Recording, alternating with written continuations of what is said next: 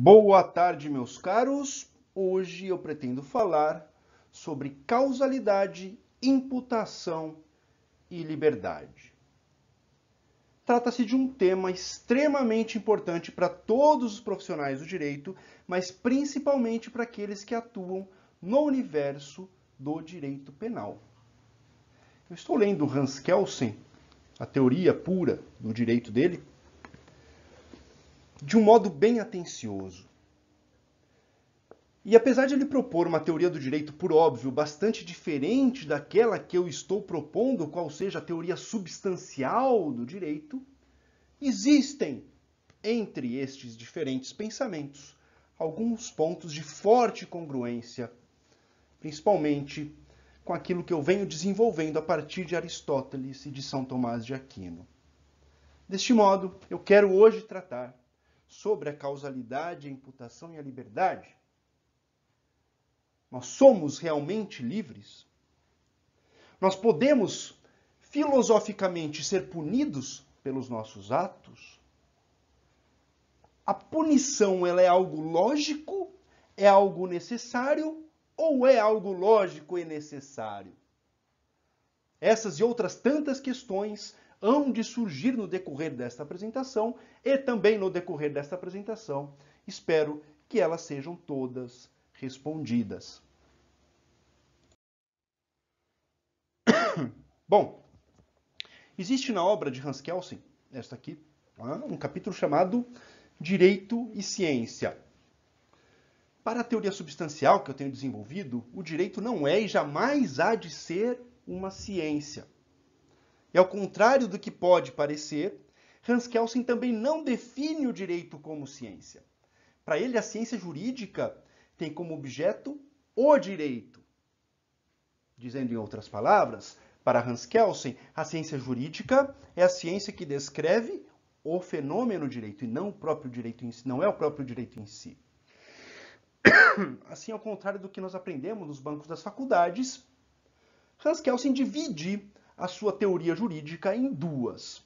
Existe para ele a teoria jurídica estática, que é aquela que enxerga o direito enquanto uma norma em vigor, ou seja, o direito é nada mais que uma norma coercitiva, mas existe também a teoria jurídica dinâmica, que enxerga o direito enquanto o ofício de aplicar a norma coercitiva ao caso concreto. E aqui, então, Hans Kelsen distingue a norma jurídica da proposição jurídica. Perdão pela minha tosse, está sempre presente, né? Eu tinha melhorado, mas exatamente ontem, essa tosse voltou. Bem, a norma jurídica, então, ela é o quê? Ela é a ordem, ela é o mandamento. Por sua vez, a proposição jurídica é aquilo que deriva da aplicação da norma jurídica ao caso concreto. Ou seja, é aquilo que deriva da aplicação do mundo do dever ser, que é a norma jurídica, ao mundo do ser, que é o mundo da proposição. E nessa distinção também surge a diferença entre o legislador e o aplicador do direito.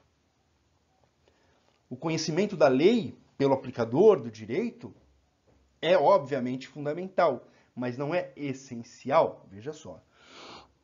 É fundamental no sentido de que é o fundamento do conhecimento necessário para o aplicador do direito.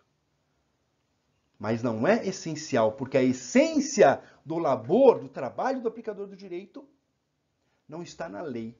A lei para o aplicador do direito, segundo Hans Kelsen, é apenas um estágio preparatório para a sua função de aplicador.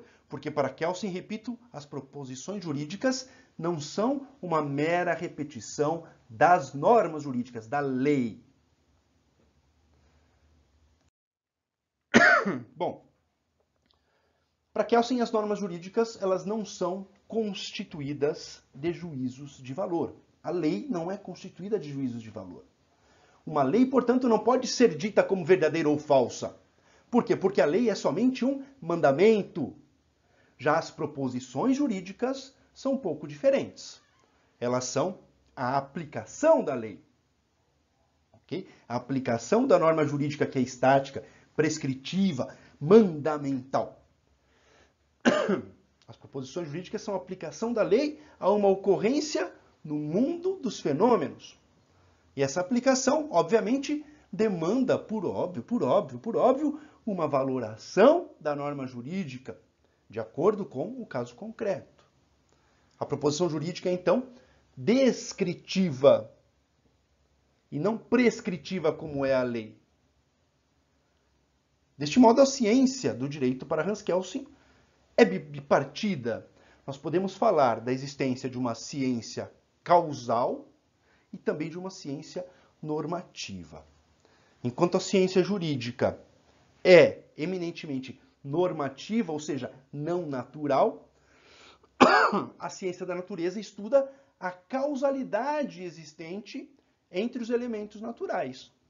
Em outras palavras, a ciência da natureza estuda um fenômeno a partir da sua causa, da causa que o antecede. E dessa forma, percebendo que quando determinada coisa ocorre, o resultado é determinado, a lei da natureza consegue emancipar, consegue adiantar, imaginar um efeito quase sempre ou sempre igual àquele que aconteceu naquele caso. Então, o fenômeno natural ele é, ao mesmo tempo, efeito de uma causa pretérita e também causa de um efeito futuro. Existe aqui uma relação causal na natureza. Tudo deriva de algo e deste tudo derivará outras coisas também. E dentro dessa relação de causalidade está também a conduta humana. Afinal, nós não podemos afirmar que as ações dos homens estão separadas da natureza. Mas a conduta humana também pode ser vista sob outros prismas, sob outros vieses, que não este da causalidade. Um exemplo é o viés da moral. Uma conduta humana pode ser observada através da régua de uma determinada ordenação moral. E é isso, exatamente isso, que diferencia a ciência normativa da ciência natural. Então, o Kelsen nitidamente tenta divorciar o direito da natureza. E ele faz isso quando ele pressupõe que outros aspectos humanos podem ser vistos para além da lente da natureza.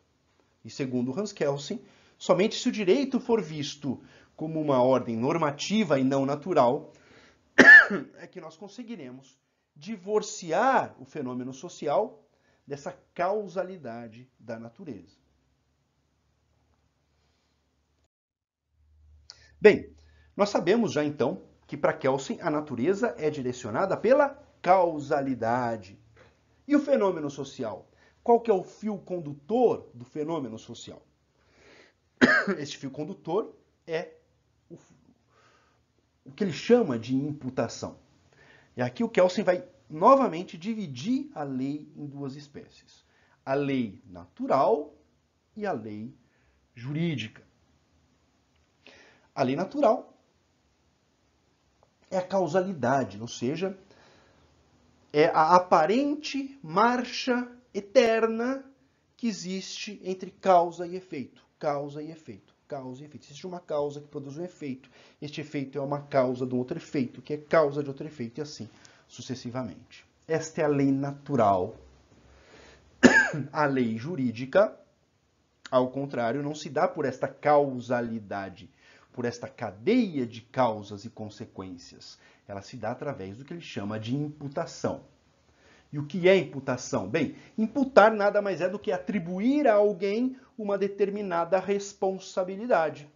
E num Estado de Direito, somente se pode imputar algo a alguém se você for uma autoridade judicial. Uma autoridade cuja competência é determinada pela prescrição de uma lei. Uma lei anterior deve definir uma autoridade judicial capaz e competente. Nós temos, então, que a lei jurídica é um ato de vontade da autoridade judicial. E a causalidade, por seu turno, é a marca da lei natural. Vamos jogar um pouco de Aristóteles nessa parada toda. A cópula da lei natural, ou seja, o seu verbo principal. O verbo principal da natureza é o ser. Alguma coisa que observamos na natureza apenas é como é. E a cópula da lei jurídica, ou seja, o verbo principal da lei jurídica qual é? Não é o ser, é o dever ser. Uma lei prescreve como se deve ser, como as coisas devem acontecer. E este dever ser, segundo Hans Kelsen, tem 3 funções normativas. A primeira delas, deve ser algo prescrito, ou seja, deve existir antes do fato ao qual este dever ser deva ser aplicado. É o que nós chamamos no direito de anterioridade da lei. É inclusive um princípio penal, né? Princípio da anterioridade da lei penal. Ninguém pode ser punido por um crime que, quando foi cometido, não era lei. Não era definido pela lei como crime. Princípio da anterioridade da lei penal. Bem, a segunda função deste dever ser é o ser competente, ou seja, esta prescrição tem que ter sido estipulada por uma autoridade anteriormente constituída e competente para tanto. Seja essa autoridade um legislador, ao criar uma lei, um dispositivo legal, seja essa autoridade um juiz de direito, aplicando a lei ao caso concreto. A terceira e última função normativa deste dever ser é ser permitido, ou seja, é não encontrar nenhum óbice, não encontrar nenhuma contrariedade dentro do próprio sistema jurídico que foi predeterminado. É dizer, por exemplo, que uma lei não pode ser contrária a um dispositivo constitucional. E como já dito, essa lei predeterminada, essa lei prescrita, é apenas uma afirmação entre 2 fatos. E é uma afirmação do tipo, se é A, então deve ser B. Veja, é o mundo do dever ser. Não há na lei nenhum juízo de valor. Deve ser por causa disso, disso e daquilo. Não, não existe. Vamos tomar como exemplo aqui o artigo 121 do Código Penal, que diz que matar alguém, aquele que mata alguém, será punido com uma pena de 6 a 20 anos de reclusão. Perceba que não existe na lei nenhuma referência que seja metajurídica. Não há qualquer aprovação ou desaprovação do legislador. Ao menos aparentemente não o há. A lei jurídica apenas descreve o pressuposto jurídico, ou seja, a situação prescrita e a sua consequência devida. Essa descrição, ela é uma descrição por semelhança, não uma descrição por igualdade. E aqui eu explico. Há 2 leis naturais que são aplicadas no caso de homicídio. A primeira delas é que todo ser vivo tende a permanecer vivo.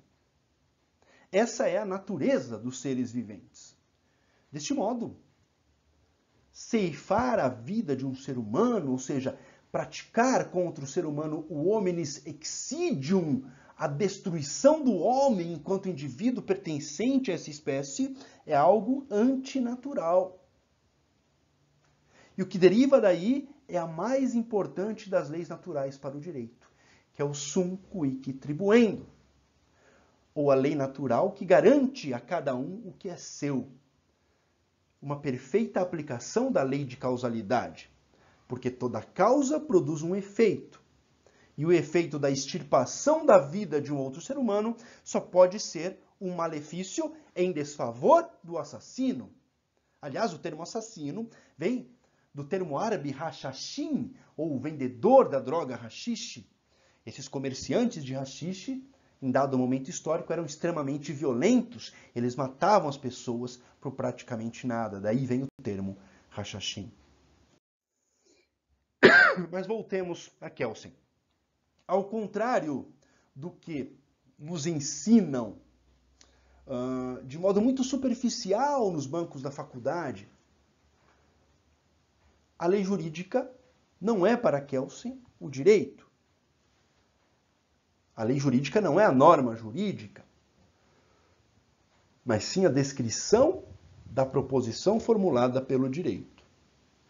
A norma jurídica é, então, a junção entre a lei jurídica e a lei natural. Norma jurídica é junção entre lei jurídica e lei natural. Vamos tomar como exemplo aqui o artigo 155 do Código Penal, que determina que aquele que pratica furto contra outrem deve ser punido. Essa é a lei jurídica, o artigo 155. Ok? Subtrair para si ou para outrem coisa alheia móvel. A partir do momento em que o indivíduo, na vida real, furta algo de outra pessoa, ele deve ser punido. E esse dever de punição nasce primeiro da regra prescrita no artigo 155 do Código Penal, que é a lei jurídica, mas essa lei está em comunhão com a lei natural do sum quic tribuere, do dar a cada um o que é seu por direito, sum quic ius tribuendum. Então, para que exista aquilo que o Kelsen chama de imputação, é necessária a existência de um silogismo. Um silogismo composto de uma premissa maior, que é a lei jurídica, que é o dever ser, uma premissa menor, que é a lei natural ou o mundo do ser, o que aconteceu no caso concreto, e, derivada da razão entre essas duas premissas, uma conclusão. Esta sim, a norma jurídica. Uma conclusão que abarca o efeito que surge da existência de um mundo do dever ser anterior ao mundo do ser. Nós concluímos dessa forma que a imputação não é a ligação entre o resultado e o fato. A imputação é o quê? A ligação existente entre o fato e o resultado e as consequências jurídicas que derivam deste fato e resultado. É por isso que, por exemplo, o inimputável age e com o seu agir ele produz um resultado, mas ele não sofre as consequências jurídicas do seu ato. Por quê? Porque ele é um inimputável. Então, a imputabilidade não está relacionada com o fato e o resultado, mas sim com o fato e o resultado e as consequências jurídicas deste fato mais resultado. Segundo o Hans Kelsen, o princípio da imputação, que é este o princípio que estamos tratando agora, trata-se de um salto, digamos, evolutivo da humanidade. Mas ele descreve as origens desse princípio como nascente na sociedade primitiva. Os primitivos olhavam a natureza, enxergavam os fenômenos naturais e, para explicarem esses fenômenos naturais, eles começaram a perceber aquilo que nós chamamos de causalidade. Eles pegavam o objeto e, se eles soltassem o objeto caía. Vinha um estrondo do céu e toda vez que vinha um estrondo do céu, logo em seguida, chovia. Então, esses primitivos se utilizaram da causalidade, da causa e efeito, para criar um conjunto de normas que podemos chamar de consuetudinárias, de verdadeiros costumes. Costumes estes sobre os quais os indivíduos que viviam em grupo deveriam respeitar. E nós temos, historicamente, que as normas mais antigas da sociedade eram normas que visavam frear duas coisas: os impulsos sexuais e os impulsos agressivos. De que forma? De que forma isso acontecia? Através da ideia de causalidade. Ora, eles pensavam, se toda causa produz um efeito, então quem faz o bem deve, como efeito, ser premiado. E quem faz o mal? Quem faz o mal, como efeito do mal que fez, deve ser castigado. Essa é a origem do sum quic tribuendum, a Grundnorme, a norma fundamental do direito. Mas não era só isso que acontecia lá nos primórdios. Toda causa natural, por não ser explicada racionalmente, eles não conseguiam explicar o que acontecia de modo racional. Então eles atribuíam a essas causas naturais a existência de uma força divina, de uma espécie de Deus. Por exemplo, os primitivos, como eu disse, eles sabiam que se eles soltassem algum objeto, esse objeto ia cair. Mas eles não sabiam que a massa da Terra produz uma força chamada de força gravitacional, e que essa força gravitacional tem um impulso, tem uma aceleração de 9,8 metros por segundo ao quadrado. Os primitivos não sabiam, por exemplo, que o trovão ocorre em razão do quê? De um aquecimento que acontece de forma brusca e rápida.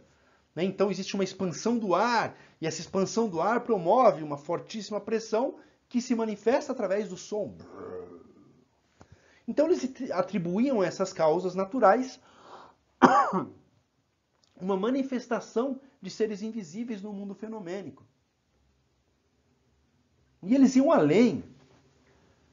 Se eles tivessem uma má colheita, se eles não tivessem sucesso numa empreitada de uma caça, se houvesse ali naquele momento a proliferação de pestes, tudo isso para eles era um sinal de castigo.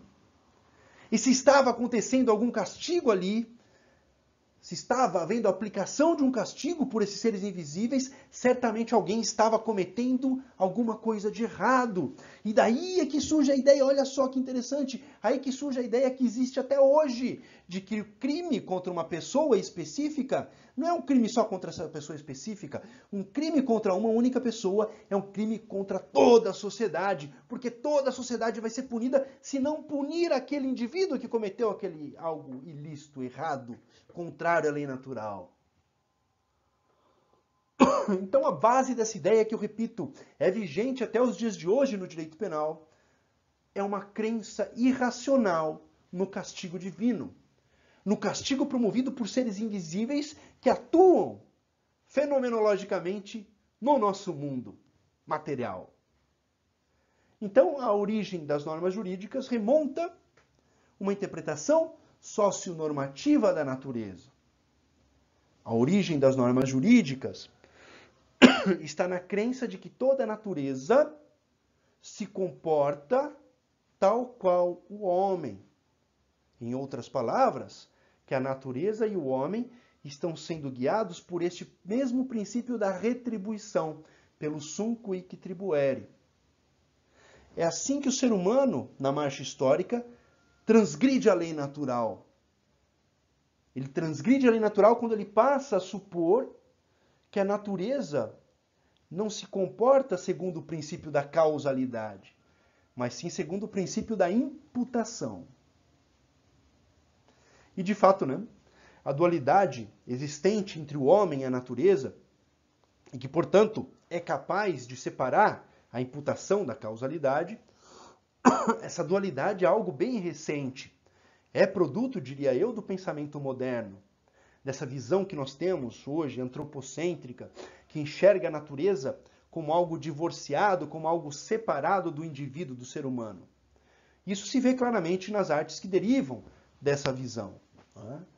Nós percebemos aí nas artes da Idade Média, desde já, o indivíduo nas pinturas está sempre à frente da paisagem.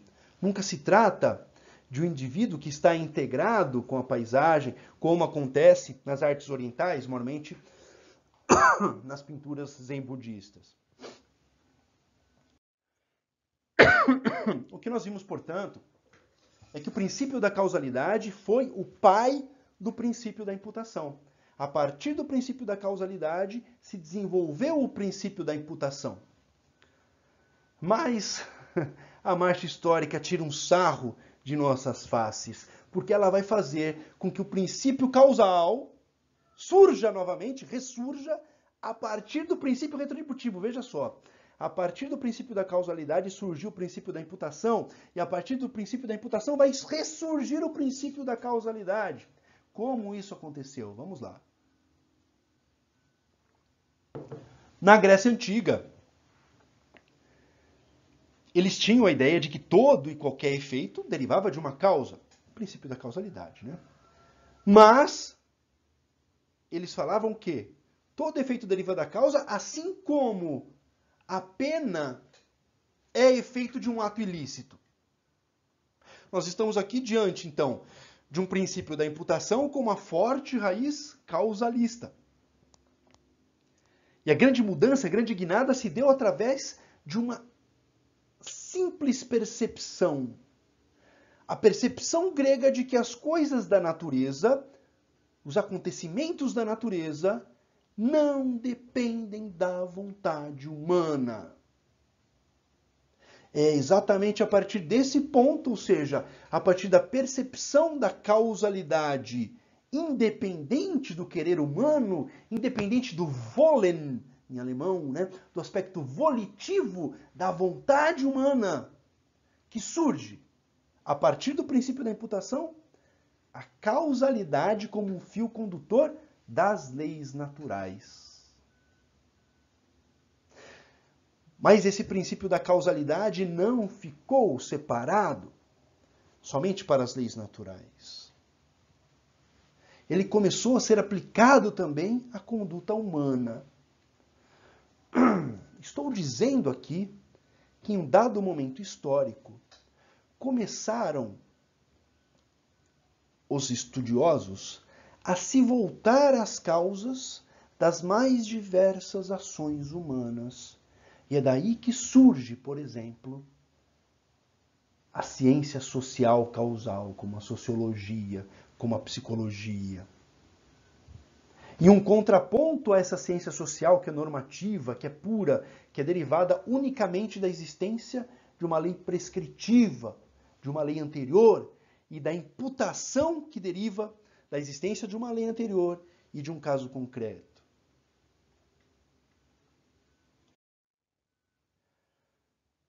Bem, ordem e sociedade são a mesma coisa, portanto. Não é? Isso durante a história toda. Por quê? A ordem é aquilo que há de comum entre os indivíduos de uma mesma sociedade. Então nós temos diferentes indivíduos, de diferentes cores, de diferentes sexos, de diferentes gostos gerais. E esses diferentes indivíduos estão inseridos todos num único e mesmo contexto social. E os seus comportamentos, para que eles permaneçam nesse mesmo contexto social, devem ser norteados por uma mesma ordem. E essa ordem não pode ser qualquer ordem, tem que ser uma ordem eficaz, uma ordem que funcione. E quanto à eficácia dessa ordem, nós temos então as figuras jurídicas, como a lei e a norma. A tentativa de fazer uma lei jurídica ser idêntica a uma lei natural falhou miseravelmente. Por quê? Basta nós pensarmos, né? Uma lei natural, ela jamais é uma lei ineficaz. Vamos tomar o exemplo aqui de soltar um objeto e o objeto cair. Enquanto o planeta Terra tiver sua massa atual, a quantidade de massa que ele tem hoje, os objetos em queda livre serão sempre puxados para o solo a uma aceleração de 9,8 metros por segundo ao quadrado. Já uma lei jurídica, por não ser uma descrição da realidade, ou seja, por não pertencer ao mundo do ser e sim ao mundo do dever ser, é uma lei que é passível de se tornar ineficaz. É isso, então, que diferencia uma lei jurídica de uma lei natural, prima facie, em que pese na teoria substancial do direito que estou desenvolvendo, termos uma lei natural que jamais muda. E quem é atento já sabe de qual lei eu estou falando, que já citei ela aqui. Né? E essa exposição acerca de Kelsen também trata dessa lei.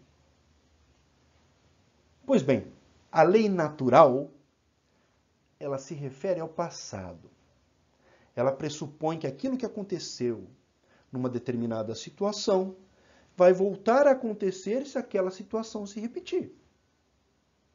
Já a lei jurídica, por sua vez, refere-se ao futuro. É algo prescritivo. Por exemplo, matar alguém. Se você matar alguém, você será punido a pena de reclusão de 6 a 20 anos. Então, a lei natural trata do passado e a lei jurídica trata do futuro. E mais uma vez aqui eu quero falar da teoria substancial do direito.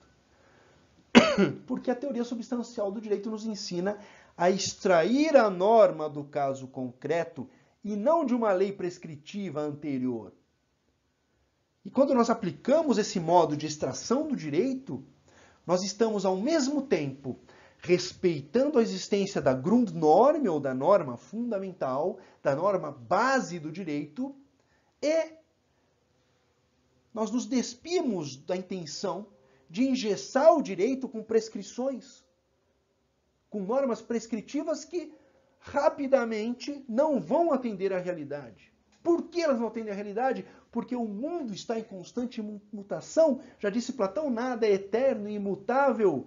Tudo é impermanente, disse Buda, tudo é impermanência. Ou seja, como nós podemos querer que haja uma lei prescrita e engessada que seja aplicada ao mundo que está em completa mutação, o tempo todo mudando?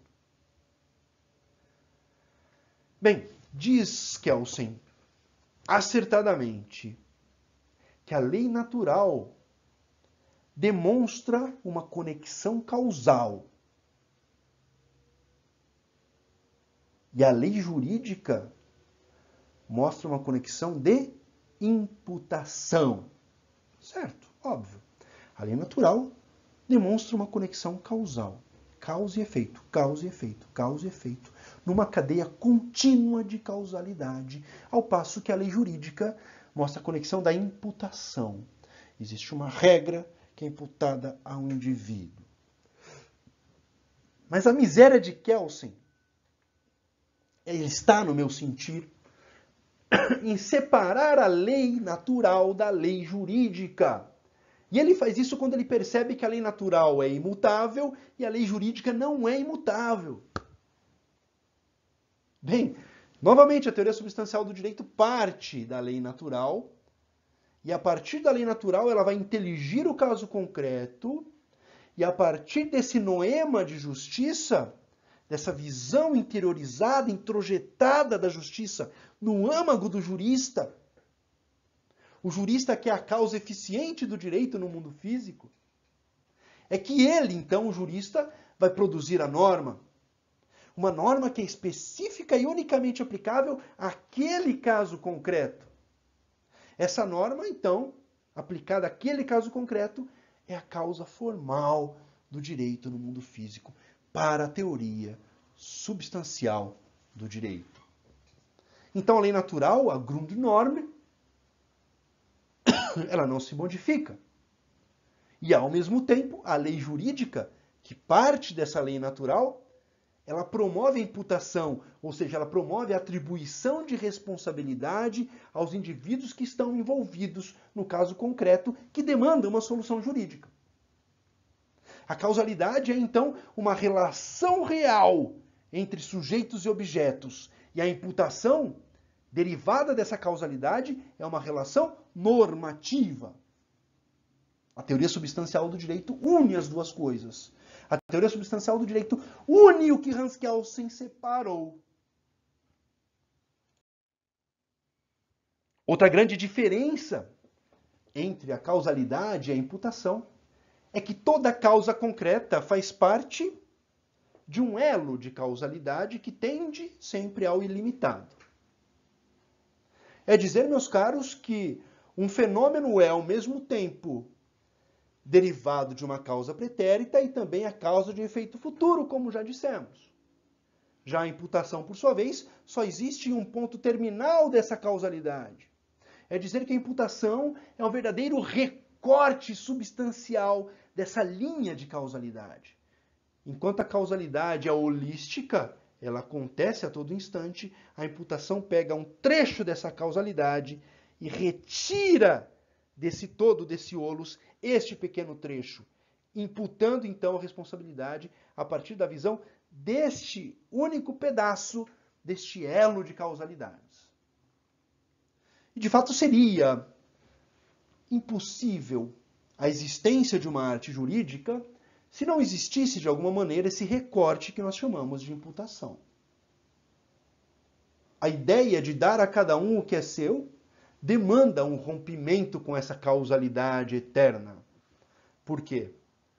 Porque a ideia de dar a cada um o que é seu, de imputação, imputar a alguém um fato ou um ato, demanda liberdade de ação por parte do ser humano.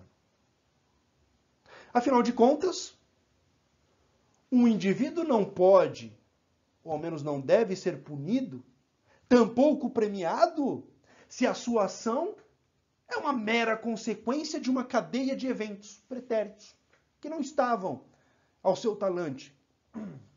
Simplesmente aconteceram e levaram ele até aquele momento.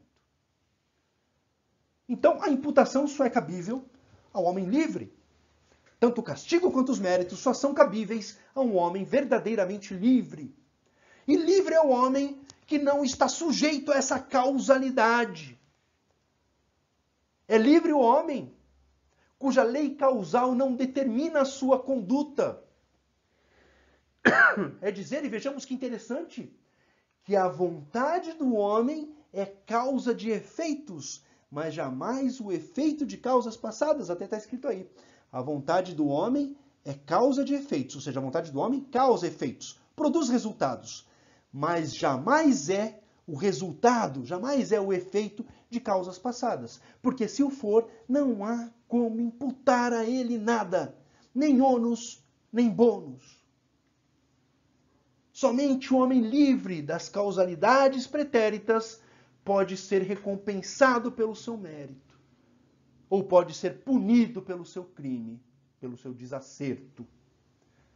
E eis aqui, meus caros, uma coisa que me intriga demais. É um paradoxo do pensamento liberal moderno. Se o sujeito trabalha de sol a sol, se ele se estrupia todo durante o dia inteiro para produzir mais e mais e assim garantir o seu emprego pouco remunerado, e mesmo assim ele ganha menos que seu patrão, que não produz nada, não faz nada a não ser ter a propriedade da empresa em que esse trabalhador exerce o seu trabalho. A causalidade, ou seja, a somatória de eventos pretéritos que levaram esse dono de empresa a nascer em um berço de ouro e a herdar essa empresa dos seus pais, essa causalidade deve ser respeitada por todos. Sim, a causalidade que garante a propriedade aos indivíduos deve ser respeitada. Mas em contrapartida, não nos enganemos. Se esse sujeito trabalhador se cansar da sua situação imanente, ou seja, da sua situação dada e não escolhida, situação essa que existe graças à causalidade que acabou gerando esse indivíduo como pertencente a uma casta bem pobre da sociedade.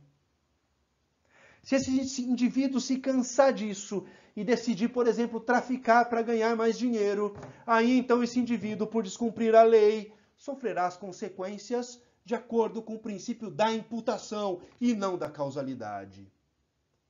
A esse indivíduo será imputado o crime de tráfico de drogas, pois o direito nesse caso, e somente neste caso, fará um recorte da ocorrência, desprezará toda a cadeia de causalidade que levou esse indivíduo a traficar. O direito presumirá, então, que para o infrator da lei, ele agiu de acordo com a sua livre vontade. Se isso é injusto, demais. Demais. Mas vocês acham que esses juízes rasos que temos hoje, que esses promotores desvairados que temos hoje, vocês acham que eles têm a capacidade cognitiva de compreender em profundidade esse tema? Um ou outro tem. A maioria, contudo, por fazer parte da parcela da sociedade que pela causalidade nasceu num berço de ouro, essa maioria maciça dos togados sequer sabe a definição de direito. Quanto mais saber desses pormenores acerca de causalidade, imputação e liberdade. É pedir muito para quem é sustentado a gordos salários por todos nós, sociedade. Enfim, nós estamos aqui corroborando com as palavras de Hans Kelsen, no sentido de que a imputação, por ser um recorte da causalidade, não representa a realidade completa. Mas isso não significa dizer que a imputação é sempre algo inválido, algo desconectado da realidade. É dizer que somente quando a norma se insere no processo causal, ferindo-lhe a lógica, aí sim esse recorte da causalidade, então, não é representativo dessa realidade. E, portanto, é algo esvaziado de sua própria função social.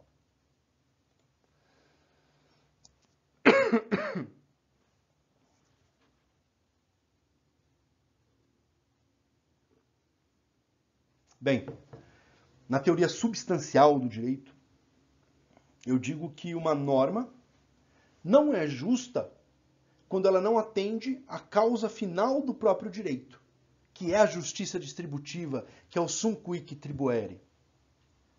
Se essa norma for uma prescrição legal, ela só vai gozar do que eu chamo de dupla adjetivação se ela, ao mesmo tempo, for representação material dessa justiça metafísica, desse sum quic, e também se ela for derivada do caso concreto. Somente assim uma norma pode ser tida como completamente válida. Cito como exemplo uma norma que proíba, por exemplo, os seres humanos de morrerem. Essa norma é uma norma jurídica inócua, inválida. Por quê? Porque ela não representa a causalidade.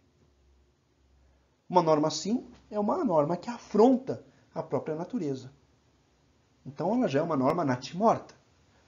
Uma norma que nasceu morta. Bom, e para nós finalizarmos a exposição de hoje, eu gostaria de tratar um pouquinho da livre vontade, de uma forma mais a miúde. A livre vontade é o elemento necessário para que ocorra a imputação, como nós vimos. E também, como nós acabamos de ver, a livre vontade, se colocada dentro do prisma da causalidade, do elo infinito entre causa e efeito, essa livre vontade é uma ficção. Mas é uma ficção necessária, na medida em que nós precisamos, como indivíduos inseridos numa sociedade, do direito. Mas essa ficção ela pode se alinhar à natureza, ou seja, ela pode se alinhar a esse elo de causalidade natural da existência. E quando isso acontece, ou seja, quando a norma é representativa dessa realidade natural, a ficção se torna desnecessária. Imaginemos, hipoteticamente, duas pessoas completamente diferentes. De um lado, nós temos o indivíduo, que foi criado, sim, com dificuldades, mas por uma família que sempre prezou por aquilo que é chamado de bons costumes sociais. E, portanto, esse indivíduo teve em si inserida a ideia de que, por exemplo, traficar é errado. De outra banda, nós temos o indivíduo que foi criado igualmente com dificuldades, mas por uma família omissa, completamente periférica. Esse indivíduo foi criado dentro de um caldo social onde o tráfico de drogas é uma realidade comum, costumeira.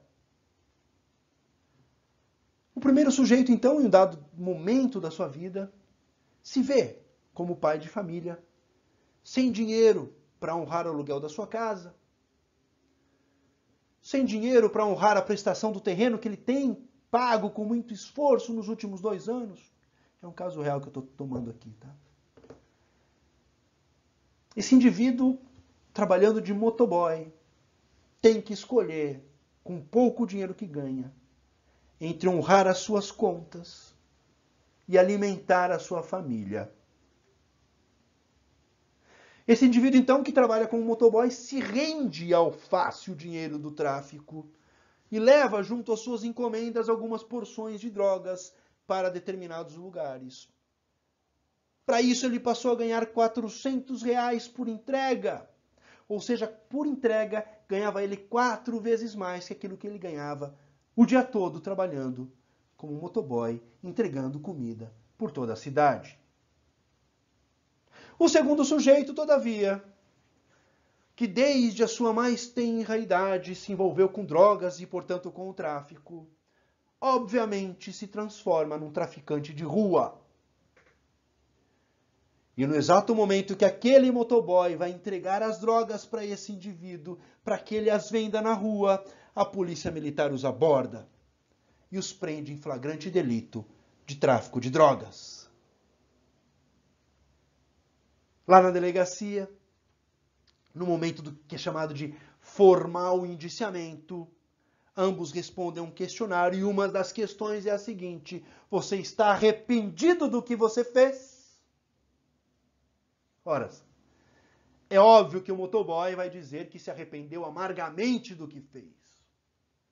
Assim como é tão óbvio que se o indivíduo que nasceu no tráfico, viveu no tráfico e foi preso no tráfico for sincero, ele dirá que não se arrependeu de nada do que fez. E qual é a diferença entre esses dois indivíduos? A diferença entre eles é que o primeiro indivíduo, o motoboy, por mais deterministas que nós sejamos, nós sabemos que ele realmente se sentiu mal por fazer algo que a ele é sabidamente errado. E é daí que deriva o seu arrependimento.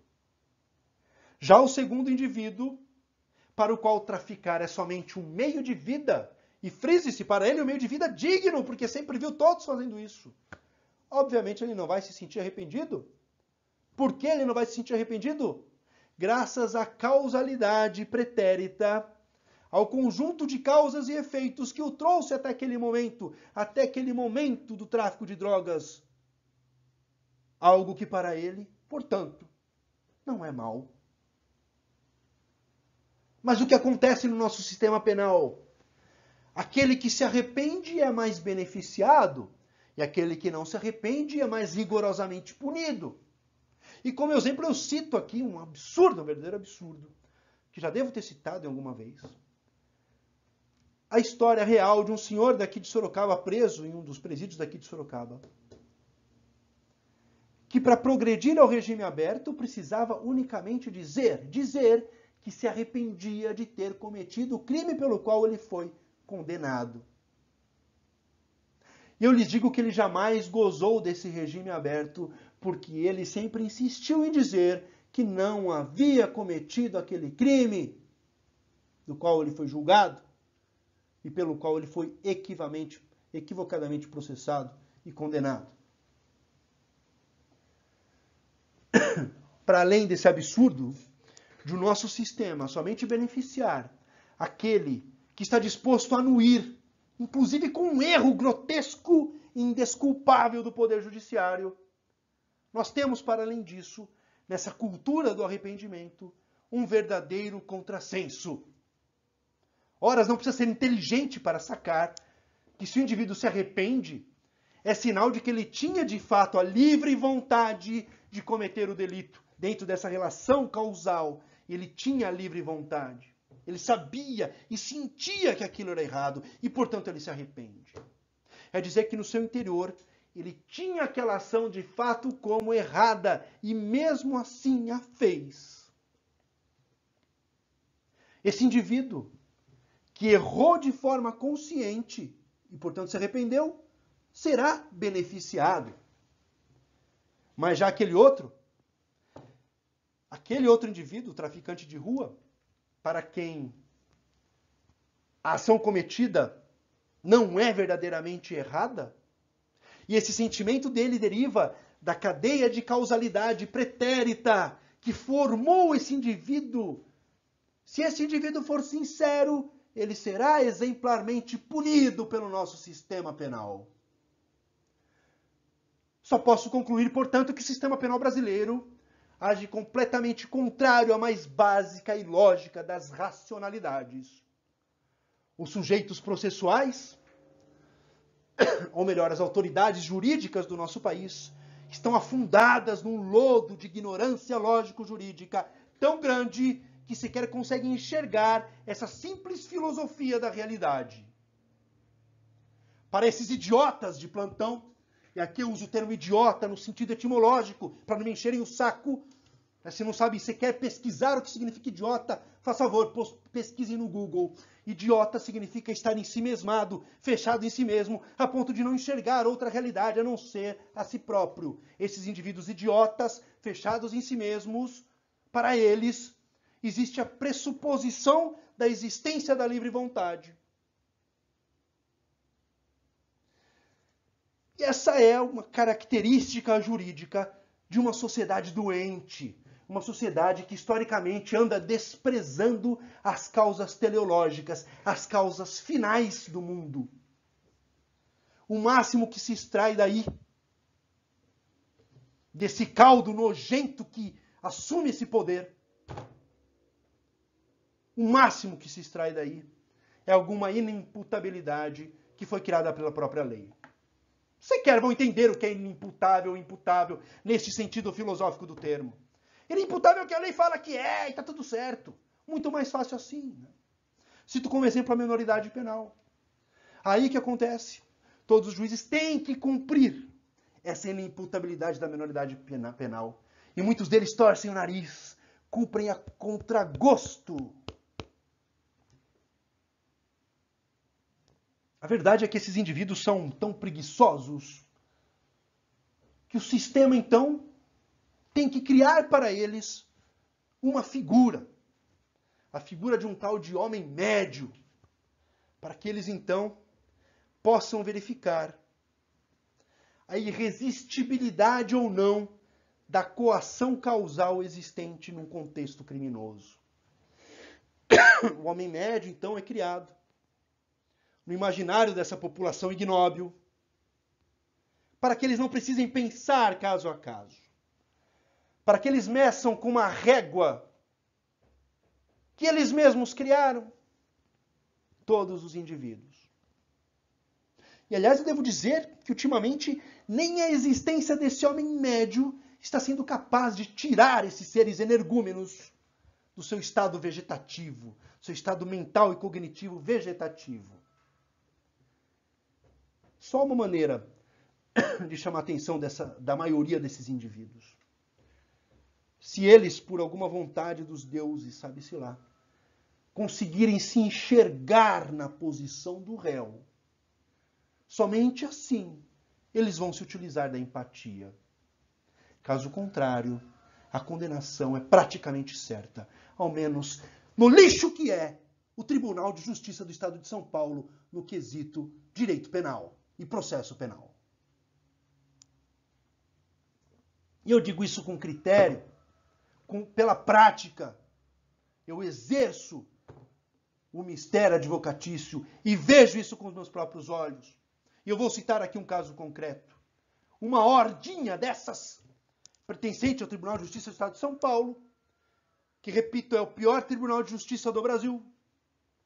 Essa horda completamente punitivista acabou absolvendo um indivíduo que havia sido condenado por porte ilegal de arma de fogo. Qual não foi a minha surpresa ao verificar que, depois da sustentação oral do advogado, o desembargador relator afirmou que a condenação havia sido equivocada porque ele era atirador, ele sabia como funcionavam as coisas. Ele, como atirador, se sentiria ultrajado se aquilo acontecesse com ele. Então, por isso, e somente por isso, esse indivíduo que é punitivista entendeu o que o advogado daquele condenado estava dizendo. Essa é a realidade do nosso asqueroso poder judiciário. Se nós tivéssemos verdadeiros juízes, nós teríamos muito menos condenações.